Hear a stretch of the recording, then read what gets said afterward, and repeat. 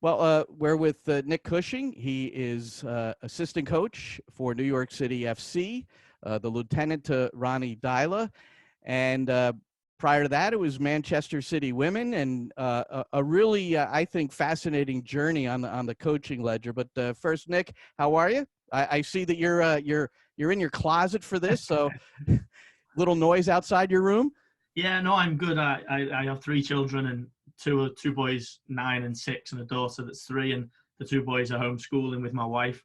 She was a teacher back in England, so she's trying to do the schooling with them. And there's a lot of noise out there and a lot going on. So it's easy to just come up into the bedroom and get away. We do quite a lot of team calls, whether it be with the staff or with the players. And this tends to be the place where I can get the most privacy. Well, you're right in the midst of it then, with small children and having to homeschool them and get them some sort of physical activity too. I'm sure. Are you in charge of the training? Yeah. I mean, I've been really lucky with this house in Ridgewood. The garden is big and there's plenty of room for the boys to get out and play football. And obviously they have a certain part of their school day where they have to do some PE. So I become the physical education teacher, which is enjoyable because I've over the last 15 years not spent so much time, especially with my children over the last 6 years, not spent so much time with them because of Manchester City Women and the amount of time we dedicated to that. And also our academy director at New York City, Liam Manning, has done some incredible work remotely using Zoom with the academy players, and he's allowed my 9-year-old son to jump on that and do some training with the coaches. So he's had regular 3 sessions a week with a football coach. So it's been really good to get them involved in that. That is fantastic. So your 9-year-old son, he's into it. He's passionate. Yeah, I mean he's been football crazy from the age of 2, and as trained. He used to come to work with me on a Saturday and a Sunday in Manchester, and he had his team back in England and supported Manchester City because I worked for them, his whole life. So he's crazy. And my 6-year-old was not so much into football, but over the last year or 2 has really got involved in the game, or soccer as we know it. That's okay. You call it either one you want. That's okay. So yeah, the 2 of them are mad for it. We've got 2 goals. First thing I had to do is go to Target and get 2 soccer goals and get a ball when we got here so that they could play in the garden. So yeah, it's been that side of it's been really good for them. So Nick, your journey really is I think fascinating because when you look at your resume, you see a lot about the coaching aspect. I don't see much about playing. Now, I'm not here to disparage your playing career, but it seems maybe early on you really you targeted this coaching career. When did you really start thinking about it closely? Yeah, I was soccer crazy when I was young. I played grassroots from when I was 8 years old right the way through until I was 18. But I knew really early on, whether it be 12, 13 years old, that I wasn't going to be a professional player. I probably didn't have the talent and definitely didn't have the physical ability to play at the top end of the game. But I'd always watched football. I was my dad's a really, really avid Everton fan, and he's been a season ticket holder at Everton for 50 years now, and he took me from when I was 3 years old right the way through until I was an adult, 18. And so I've always watched football. I've always watched teams. I had all of the kits, whether it be Everton kits. I remember having a Sheffield Wednesday kit, a Leeds United kit. I had all the international kits. So I was crazy about it when I was young, and I don't necessarily remember being thinking, I'm not going to be a player, so I want to be a coach. But I went to university.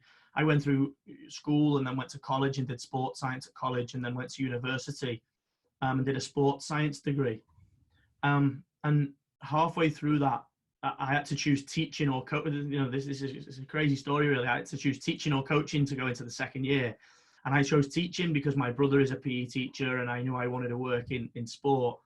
And I went and spent 4 weeks with him at his school in England, back in Warrington in England, and just didn't really like doing all the other sports, just wanted to do football. So thought, it sort of made my mind up there. And I went to somebody who I knew back in the town, Ellesmere Port, where I lived in England. Went to Vauxhall Motors, which is a grassroots team, and asked them if they had any coaching opportunities. I was 20 at the time. So in grassroots coaching, I was quite a late starter in the sense of I look at my sons played back in England, and I look now and there's 14, 15, 16, 17-year-old boys that are getting involved coaching younger kids. I didn't start till I was 20. Yeah. But loved it. Went in with the 5, 6, 7-year-old boys there, and loved it. Loved how they loved playing and how they ran onto the training pitch, and just loved their enthusiasm for the game, and found out that I had a passion for coaching when I was 20 years old, and decided then that I was going to have I was going to push really hard at trying to make that my job. What was it? That's interesting. You talk about the boys, so they were kind of motivating you the way they were. But what do you think? What was good about the way you went about things? Obviously, you learned a lot along the way, but early on, maybe not as much knowledge about how exactly to put things together. But you must have been good at. Was it motivation? Was it your own passion? I think I was just quite natural. I had natural energy on the training pitch. I love being on the football field, whether it's with the younger. Now I look back now to when I was coaching grassroots 5, 6, and 7-year-olds, and even when I was at Manchester City, my first job was with the junior academy there, which is the 7 and 8-year-olds, and I think I just had a natural energy that kids loved, and parents and other coaches, more experienced coaches, saw a natural ability to get younger football players to tune into wanting to train at a good intensity and wanting to stay involved, and I had good ideas, and I was quite if I look back at that when I was coaching younger players, I was quite creative in the session designs without really knowing, and without even doing session plans. The sessions that I was coming up with, and where I was putting the cones, and the skills and the techniques that I was putting into sessions, I was quite creative, because I was probably just designing practices that I thought I would probably like to do myself, and the kids were loving it, and I used to go back and coach my son's team as well. Like last year, I was the head coach of Manchester City Women's, but I used to coach my son's team once a week, because I just love that real natural energy and enthusiasm that younger players have. Wow. So you started with the junior academy, you said, so it's 7 and 8-year-olds, and so how did you this elevation to where you eventually did the Man City Women? I mean, where were you right before you were hired for the Man City Women? So I was at the Boys Academy in Manchester City. I started in 2007. I was actually in recruitment. I wasn't a scout, but the recruitment department at Manchester City would bring players over, whether it be younger players or older players, whether it be looking to sign players into the Boys Academy at 9. In England, you sign at 9 years old. So they have groups that just train recreationally and just train for fun at 7 and 8, so that they have a team at 9. And I was coaching around recruitment there, and I always wanted to work with the academy teams. And I did recruitment for a year, or coaching in recruitment for a year, then moved over to the academy. First worked with the under 9s, which was the first team, and did that for 2 or 3 years. Then moved into 12 to 13. So once I gained the 11-a-side qualification, the A license, I wasn't running a team, but I was supporting the under 12s and under 13s teams, because at Manchester City, they were one of the first teams that brought the under 12s and 13s into school. So we had a private school, St. Bede's College, where the players came in, schooled, and then trained in the afternoon rather than the evening, to give them more contact time. And I was supporting the two coaches, the 12s and 13s coaches there. And I did that for 3 years, from 2011 to 2014. And then the women's team was brought in-house and made fully professional. And I think the transition happened because from probably the first day that I was brought into the academy as an academy coach, I always wanted to learn. And my head coach at the time was a guy called Scott Sellers, who is now the academy manager at Wolverhampton Wanderers. And he was brilliant for me, because I went out with the under 18s when he was coaching them, and watched and picked the cones up, and collected the balls in, but just listened and learned, and always wanted to get as much knowledge and as much experience from more experienced coaches as I could. So we should be clear. You started as a volunteer when you first came into Man City, right? When you were working at the real low levels. I'm curious, and you talked about you've gotten your badges along the way, but where were you soaking it all in? Were you just hanging out there all day, and were you allowed to just kind of wander around and watch everybody operate? Yeah, that first job in recruitment started off voluntary and was just when they had groups in. So in school holidays, they would bring in teams or players that they'd highlight from grassroots football that they thought had the potential, and they put trial groups together. And then obviously the younger players, the 7 and 8-year-olds, a lot of that was done remotely in what they would call in England development centres, and that was voluntary. And just wanted more hours. I actually lived 45 miles from Manchester and used to drive to Manchester to do the coaching, and started off on a Sunday morning and then asked for some more hours and did a Sunday morning and then a Monday evening, and then did 3 days a week, and then ended up doing 5 nights a week. And yeah, just if I could, because at the time I was actually to supplement that, I was actually doing a cleaning job, which was in the morning, just simple work. It was actually a bowling alley. I was cleaning the bowling lanes, which would allow me to work 9 in the morning till 12 o'clock. So then, well, that's an important job. Those lanes have to be they have to be it was a polished hard a certain job. way, right? Yeah, but because I finished at 12 in the afternoon, it gave me, even though I wasn't coaching until 5 in the evening, I could go up to Manchester at 1 o'clock and just watch. And they allowed me to stand on the side of the training pitch and watch the under-18s boys and watch the reserve team and talk to the coaches. And I think you build rapport with people through asking questions. And I think you build up respect, and people start to see that you have a real desire and a drive to want to move on. And I think people give you opportunity then. And I can't say that I was, I can't say I had this plan in my head. I just saw it as opportunity. I had a real. Well, you were in your element. It sounds like you Yeah, were really, yeah. Wow. yeah, I really enjoyed being there. And my dad used to say to me, this is costing you money. You're paying £15 a day to drive up to Manchester and drive back in petrol. But I never ever seen it like that. I always really wanted to go there. I saw it more as like recreational than work, getting to go there and take some notes and watch them. or a master's degree. You were getting your master's. Yeah, yeah. Nick Cushing, our guest. So it seems like a dramatic switch from 12 and 13-year-old boys to the first team position for the women. And you had never coached women before, really, had you, or at all? Oh, trained them or anything? No? I'd never even watched women's football in England. There's not a real structure. There's a structure, but it's not well known for younger girls to play. They have team center of excellences, but here in America, it's much more defined in the sense of the teams, the grassroots level, the college level.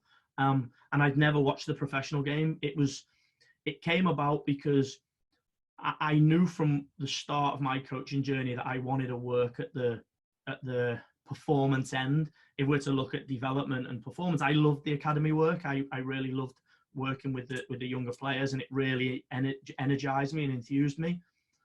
But I almost wanted to put myself in a position, and I thought this really early. I remember thinking this at 22, 23 years old. I wanted to take a team and almost be held accountable to my ability to create that team into a winning team. I used to read the Jose Mourinho books, and I watched a lot around, the old Bill Shankly teams and Bob Paisley teams of Liverpool, and watch the managers on YouTube. What did they say? What were their coaching sessions like? What were their press conferences like? And I really wanted that opportunity. But so your father let you study Liverpool? I mean, that was permitted? Well, he didn't really know. And I love Howard Kendall as well. There's that Howard Kendall team of Everton. Yeah. Successful teams. Really, I loved watching and listening to coaches that had coached successful teams, and it really intrigued me that some coaches can be successful with a team, and some coaches can't. And I didn't really know why that was, but I wanted to learn as much as I could. And I used to ask our head coach Scott Sellers and our under-18s coach Adam Sadler at the time. I used to ask them a lot of questions around, why were they doing this? What were they doing? What books were they reading? Why were they planning sessions? I used to ask a lot of questions. And I think Scott I don't think he got fed up of me, but I think he saw it as an opportunity when the women's team got brought in house and the club asked for somebody to be suitable. Scott put my name forward, and I actually remember the meeting that I had when he called me into the office and he said, "I've got an opportunity for you. The women's team is going professional into the Women's Super League, and I think it'd be a good opportunity for you to go and coach them and see, what you can achieve." And you know what? I say this a lot. I never actually ever thought, I never had one negative thought around whether it was women's soccer, men's soccer, whether it was the right decision. I just saw it as an opportunity to take a team, and that it was my first step on a journey that I really, really was really keen to take. And you were really honest with the team when you had your first meeting and when you first met with them and started organizing things. You told them I haven't coached women's football before, so this is all new to me, and let's do this together. Something like that. Yeah, and when I look back at those initial meetings, that was in La Manga. We went to La Manga for the preseason camp. Yeah, Away in La Manga, the club, it was quite rare for women's teams to go away and do preseason camps abroad, because that's a great facility in Spain, La Manga, huh? Yeah. And women's soccer hadn't been professional in England, and we really set our stall out early, and the club gave us huge opportunity to be successful by allowing us and resourcing us with things like going to La Manga. And when I look back at it, I wasn't conscious. It wasn't like I thought, this is going to be a really important part of leadership, that I'm honest with them and I really think that this is the way I'm going to go about it. I just think it was my character and my personality that I was honest with them. I didn't try and be somebody that I wasn't, and I didn't try and make them think I knew more than I did. I did a hell of a lot of research. I got told I was doing the role in October, and I started on the 14th of January. The preseason started. So I knew more than I knew previous, but I was just honest and said, I don't know any of the players. I've never watched women's soccer, but I think I'm gonna go at this. I have an understanding of the process that we're gonna go through to be successful, and I'll learn along the way. And I've not told this story very often, but my captain at the time, Steph Horton, was we were out just having coffee, and we happened to meet some of her friends, and she said hello, and she had a friend that had come down to visit her, and she said hello, and I said hello, and then a friend disappeared because she was having just 5-minute meeting with me, and she said to me, "Did you know who that was?" And I said, no, and it was actually Kim Little, who was playing at Seattle at the time, but I didn't know who she was, and she probably thought that and now I know what an incredible player she is and what an incredible career she's had. And actually, we played against her for the last 2 seasons, but in 2014, I didn't know any of the players, but I had to work hard to make sure I gave myself enough knowledge to take the first season on. And so you'd been with City Football Group, Manchester City, and I would imagine there are certain methods that need to be adhered to. Is that transferable to the women? Were you pretty much training them and teaching them in the manner that you've sort of learned through Man City's system? Yeah, one of the main reasons that I believe I've been successful is because I've been at a club like Manchester City and in the City Football Group for the 15 years I've been involved in coaching. I've only ever worked for one club, 2 clubs now, but one group as in CFG. And the reason that Scott thought I was suitable for the role compared to somebody external was because I'd been developed in the knowledge of the methodology. We have a shared methodology that goes across the globe, whether it be Melbourne, whether it be New York, whether it be Manchester. And I agree with exactly the mindset that the club had, in the sense of, if it can go across the globe, it can definitely cross across gender. So we didn't have any worries or any concerns that we would have to adapt the methodology in the sense of technique or technical standard, in the sense of physical expectations or abilities of players. we just thought that if our players weren't technically good enough, or if our players weren't physically good enough, we would have to coach them and we would have to put the work in, which is exactly what we would do if we took any team, whether it be a boys team, a girls team, a men's team, or a women's team. So yeah, we went at the first pre-season with all of the practices that we previously used with our men's team and our women's team, and we just had a real understanding that it would take time. The one thing I will say is the media and the expectation upon Manchester City women's in the first year was that we were going to go in and blow the league away and win it, and I didn't believe that would happen. Maybe I had some sort of naivety at 29 that I thought I was going to go and win everything, but I never had any pressure from the club. I never had any real serious expectation. All they asked me was to be competitive as a team because our fans deserved that, and I think we did achieve that. Well, you ultimately 6 trophies in 6 seasons, the Continental Cup championship, an FA Cup as well. And when I read about what players say about you spoke about Steph Houghton. The common thread is passion, attention to detail, a real teacher, but also someone who really wants to win. I have to ask you something because I found this, not stunning, but it struck me because I have children, and we should probably get your wife in on this. But you missed the birth of your daughter because you were at this Continental Cup final, and 2 days after I guess your eldest son or maybe your youngest son was born, you went off to preseason, which was, I think, your first year. So you have a very understanding partner, it seems. Yeah, I think my wife understands that this is my real passion, and that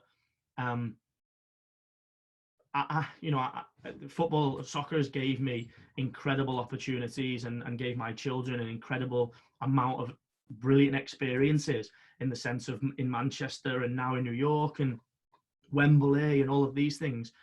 But actually, I have a real passion for soccer and for giving people opportunity to win. And I don't think I'm so clear on this. This period in lockdown has gave me an opportunity to sit back and reflect. And I think that giving people like Steph Houghton and Jill Scott and Kira Walsh the opportunity to achieve what they really, really want to achieve ultimately is my purpose, really. And, I've built some incredible relationships with some great people. We've shared some really great, experiences. And I think the players sacrifice so much to be, the best players anyway, sacrifice so much to be successful. And I think we have to do that as coaches. And, if my wife wasn't understanding, or if she didn't think it was a good idea for me to go to the final and not to the birth of my daughter, or to take 2 weeks paternity, then we would have had that conversation. But no, she is an incredible person who supported me so much. She's gave up her own career to come here to New York to support me in this opportunity. And I think, I will pay that back to the family as much as I can. But I'm obsessed with football and I'm obsessed with winning. And I think that, we have to push so hard to, like I look now moving here, bringing the shirts that the players gifted me, the medals, the photographs we have. It was an incredible 6 years at Manchester City Women's, and now I'm on to the next journey. Yeah, and you developed and trained many lionesses, the English women's team, Toni Dugan, Nikita Paris, Georgia Stanway, Lucy Bronze. You talked about Kira Walsh, Steph Houghton. And Houghton, I read a story, and it was very interesting. I thought how she detailed how you helped her take another step as a player, especially on the defensive side. Like simply blocking a shot. When we think about blocking a shot, we think about, well, you just get between yourself, the shooter, and the goal. And but you broke it down into little minuscule parts, which really helped her. Yeah, I think if you really study the game, I think you can improve in all areas. If you watch the best defenders, if you watch the best teams, there are certain things. There's certain techniques and certain things that you can do that will enable you to become a better player. And I think as coaches, we study teams and we study tactics and we study technique and we study psychology. And I think as a player, you should as well. And, I was really fortunate to meet a guy in England. Unfortunately, he's passed now. And he was an incredible coach educator, guy called Dick Bate, who was know him. One of the, when you observe clinicians, he was the best. Yeah, and he, one thing he did for me is he did my A license, my first Part 1 A license. I spent 2 weeks with him, and he just opened my mind to having a real just having that real passion for wanting to know the detail and being a teacher of the game. And he said to me, just little things like when you walk onto the pitch, you have to ask yourself 3 questions. Why should the players start to listen to you? Once you start talking, why should they continue to listen to you? And when you leave, why should they remember what you said? And just all little things like that make me, I consistently now push myself to think, I'm at New York now. Maybe I could be complacent and think I've made it because I'm in the men's professional game and I won 6 trophies in 6 seasons. And you know what? I walked on the training pitch for my first training session here, and I felt out of my comfort zone, and I felt anxious, and I felt like I was 20 again, coaching the under 7s. And now I look at it, I quite like that. I feel like I'm right back at the start again. And he had a real effect on my career. I have to tell you, the team I coach, I just sent them a 20-minute video of Dick Bate training when to step, when to hold, and when to drop. And then the assignment was, I want you to watch this. It's like they get to watch it and analyze a little bit. Then they have to watch a film of one of our previous games and then point out some situations. But the way when their feedback from him instructing it, and these are 16 and 17-year-olds, I thought was brilliant. Big Dick Bate fan, and he's been a guest on this program 2 or 3 times too. We're with Nick Cushing. Hey, I coached Carly Lloyd in college. You coached her at Man City. So you get this 2-time FIFA World Player of the Year. And the way you guys connected is pretty interesting. She was on holiday, on vacation in England, and then you had a meeting with her? Yeah. One thing I think I did at Manchester City Women's is I tried to, I'm a believer you can achieve anything. And I think the only things that stop that is maybe time. It takes a bit of time and a little bit of commitment and a bit of hard work. And I wanted to push the team as far as we could. And we were actually in, it was a summer season back in 2016. So we were actually in the off season, but we were going into another summer season. So the Christmas period was like the off season, and we were trying to do some recruiting, and Chelsea had just signed Crystal Dunn. So, and the American players had never really came to England or been possible. We didn't know why they didn't come, whether it was they played in the NWSL or whether the schedules were so busy with the US women's national team. That we knew that the talent and the best players were here, but we never really thought it was possible to get them to come over to play in England. And Crystal Dunn signed for Chelsea. And so as soon as the door opened, I thought we're going to go and get the best. And yeah, I managed to get a contact for Carly. She was actually in England watching some games at Liverpool at the time, and I live close to Liverpool, so we set up a meeting. We went for dinner in Manchester, and we just spoke. We talked. We talked about. I asked her some questions. She asked me a lot of questions, and I must say she inspired me hugely when she spoke about the game and told me her journey and told me about she was at an age when she came to Manchester when most players are thinking about what they're going to do next. And, right. And maybe people would perceive that when Carly came to us, we got her at the end of her career, and she was talking to me about playing for another 5-6 seasons and what she wanted to achieve and how she wanted to play Champions League football and how she wanted to win another World Cup. And I loved it. I said to Manchester City, we have to make this happen. And to be fair to the club and to Gavin Makel, who was my head of women's football, they worked really hard to make sure that they could bring Carly to Manchester. And it was, even though it was for a short period, it was definitely a highlight in my career. And the World Cup, the semifinal last summer, must have been, you must have watched that game with a lot of pride. England, U.S. It was a great game. It's a game that England, could have been on the better end of. What were you thinking, and how were you thinking while you were watching that one? Yeah, of course, huge pride in watching players that play for our team, but also players that are great people. You know, I must say, in the 6 seasons that I worked for Manchester City Women's, I met some incredible people, and people I will call friends and keep in touch with for the rest of my life. So to watch them playing in a World Cup semi-final, and also to know how much they want to get to that World Cup final. They'd been there previously in a semi-final and missed out. So I had a huge desire for them to get to the final, but at the same time, and they would laugh when they hear me say this. For me, I want the best teams there, and I love watching US Women's National Team. I thought whoever drew them, it was going to be an incredibly hard game. And England played well, yeah. I thought the game was close, but I think, and we're all aware in England, we're on that development curve and trying to become one of the best teams in the world. And the US Women's National Team showed their quality and their class in that tournament, and fully deserved. Well, one final thing, and thanks for the time. We're with Nick Cushing, assistant coach at New York City FC. So let's spend a moment with your new club. So you've gone from the women for 6 years in England to now Major League Soccer. And you talked about out of your comfort zone a bit when you first arrived, because you got here late because you still had obligations with Man City. Your last match, I think, was against Arsenal in early February. And so now you make your way over. So you don't get a lot of time with them before things get shut down. I mean, you a little over a month, a couple of matches, sure, but it's your influence as the lieutenant so far has maybe been a little limited.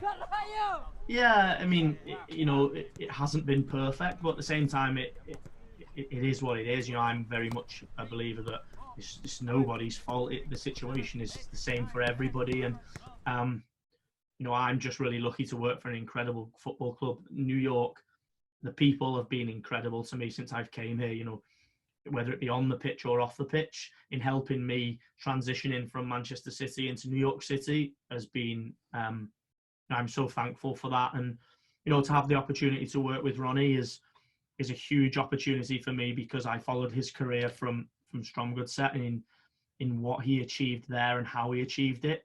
I think we both achieved in pretty similar ways when I look at how we achieved with Stromgudset and how I achieved with Manchester City Women's, in the types of players we signed and the process that we had in developing younger players to become a successful team. And he is a real thinker. I mean, I wanted to come away from being a head coach and work for somebody with experience to enable me to be a better coach. And I knew Ronnie, through his connections at Manchester City, is an incredible communicator, has a huge belief around communication and how he talks and how he involves the players in their own development and in the development of the team. And I think that was probably an area that I needed to develop in the most. I think I'm strong tactically and technically. I think and I know how and where I can go and ask questions and learn if I need to. But I'm probably not the best communicator, and I'm probably not the most experienced coach in how to involve players, whether it be positively or negatively. I think one of Ronnie's strong points is every time he communicates with players or every time he tries to develop players, he makes it constructive. So when we see coaches that go in and maybe are hard on players or are disappointed when teams lose or are negative, everything is always constructive, and he is a real artist in questioning players, and I'm really enjoying spending time with him. We do a lot of Zoom calls. I ask him a lot of questions, and even now, we are still learning. He's still pushing us hard as a staff group, and I'm really enjoying it. It's an interesting coupling, you and him, really. You're he's number one, you're number two, because a lot of times the head coach would bring in a trusted, loyal comrade that they've worked with for years, that sort of thing. So you did talk about how you knew of him, he knew of you, but how much interaction did you have before you accepted the job? We met once before when he was over in Manchester doing some. He was just trying to Well, trying he to was hanging. He told us he hung around a lot, right? He was trying to pick up on things, that kind of thing, just like you did. Yeah, Yeah. he's got a huge thirst for knowledge. He's really motivated to continue to learn. He says consistently now that he's energized by people who want to learn and by learning himself. And he spent a lot of time, whether it be in Manchester or other football clubs, when he had time off in Norway or when he was in Scotland. And I met him. He's very close to somebody that I'm very close to, a guy called Fergal Harkin, who works at Manchester City. He's head of the loans team at Manchester City. And we'd met once before, but we'd spoke a little bit, and we met previous to my appointment. And we just had a conversation around my thoughts and his thoughts. And yeah, I think we think pretty similar. And I think he's a huge, he wants to coach people. Like I said to him, my first conversation to him was, if you think I'm not working hard enough, or you think I'm not doing the right things, or if you think I'm not working the way you want me to, you can be hard on me.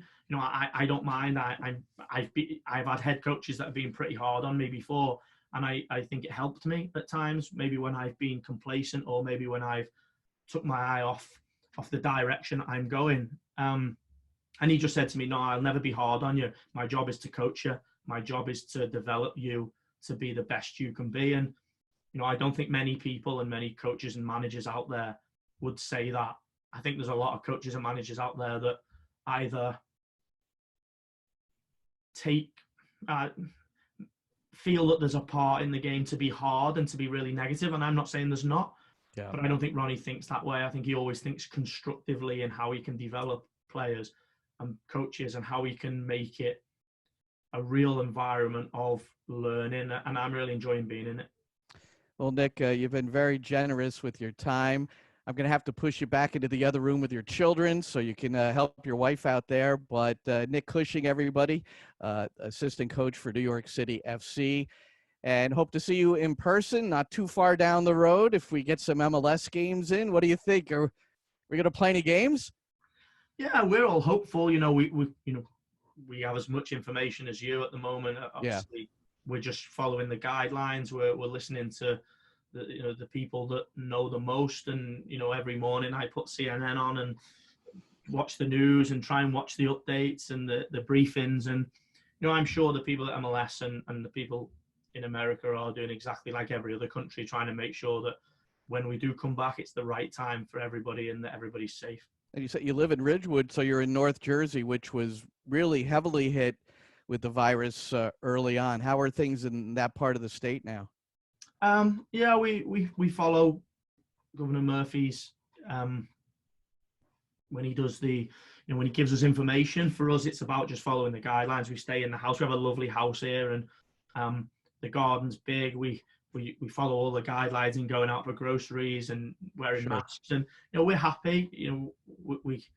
We obviously can't wait for it to get back to normal like everybody else, but we're just thankful that we're safe, and we just want to make sure that we do everything we can to play our part in getting back to normal. And at the moment, that's staying inside, staying safe, and making sure that the kids aren't trashing the place. Well, Nick, congratulations on all your success. Peace and be safe in North Jersey, and good luck when you get back on the pitch. Thank you very much. Appreciate it. Thank you.